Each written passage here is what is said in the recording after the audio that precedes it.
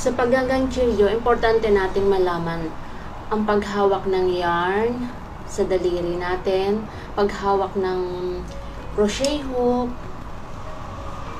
at kung paano magawa ng slip knot at saka ng foundation chain na tinatawag. Iisa-isahin natin yan kung paano.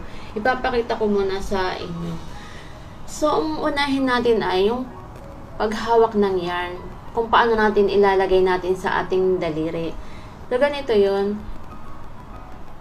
Kung saan kayo, madali. Yan, ganyan. Or, may iba naman na ganito lang siya. Okay na rin. Pero yung sa akin ganito. 1, 2, tapos dito, ganun. Paganan siya.